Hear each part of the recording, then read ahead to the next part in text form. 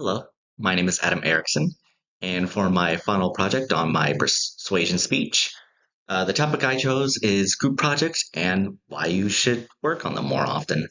My main purpose is to address audience members, mostly students in high school and college, and just try and persuade them about just giving them like why they should seek opportunities to collaborate more in group work.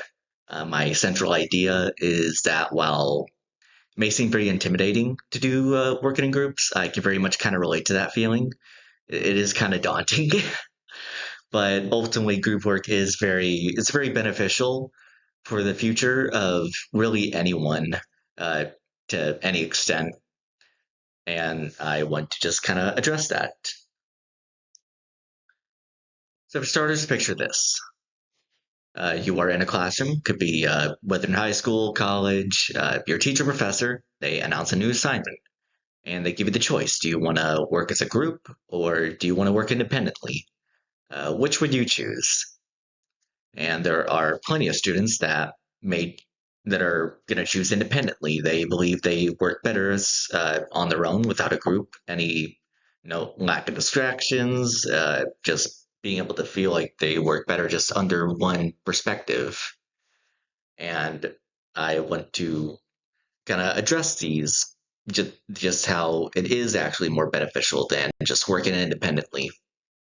For starters, let's talk about the need, about why is this a necessary skill? First off, according to Edinburgh University, uh, this kind of like group work is generally just valued after by employers. They very much do value the skills that come from group work, whether it's leadership, management, accountability.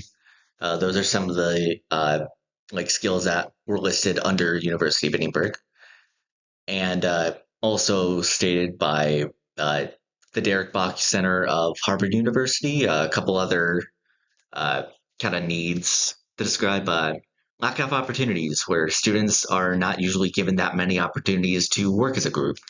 Uh, as well as also just that some projects are just kind of a bit too big in scope for them. They need at least two or three other people just to probably be a bit more manageable. And let's talk about solutions. For the satisfaction section, just for the teachers and professors, give students the opportunity to just work more in groups. As well, maybe some students do not like being forced into groups. While it does go out of their comfort zone a bit, just nudge them out there of that comfort zone.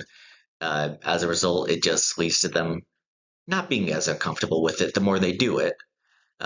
Some examples I do want to point out is this very class, Communications 2200, where we did a group work for our civil discourse speech presentation, where we got to work with people, find a common goal to work under, and just get some active feedback with each other about divide and conquer each task, where we would try to just work together to get a more final project. And another example of the solution kind of working out is, uh, from my experience, for some of my classes, especially in high school, where there would be these turn-in talks, so we get active feedback with two or three people usually about discuss an answer for a question or just discussing your current thoughts on a question that a teacher is asking.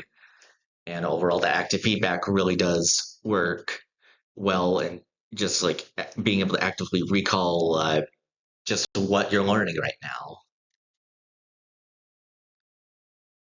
And for visualization, what are results that could come out of group work? Well, according to the Carnegie Mellon University, University of Buffalo, and the Rutgers Learning Center, they stated some of these terms right here that I have listed for skills.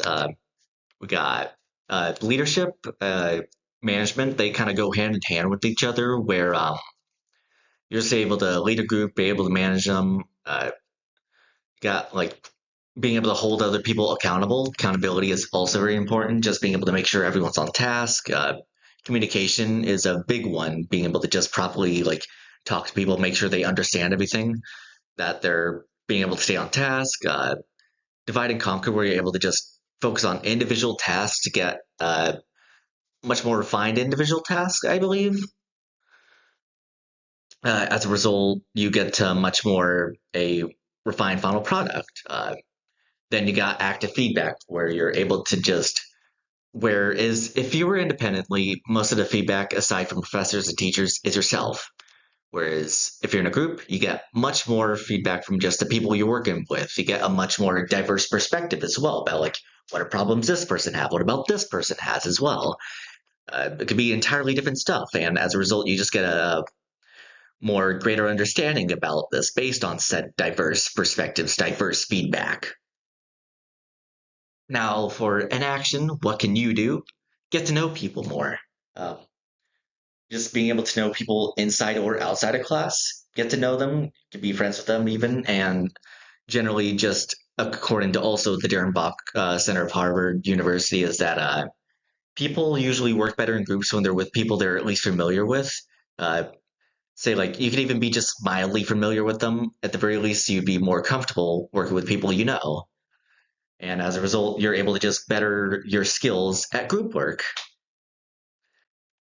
And these are my sources. Thank you very much to your time, and hopefully the speech is able to persuade you current students about why you should pursue group work.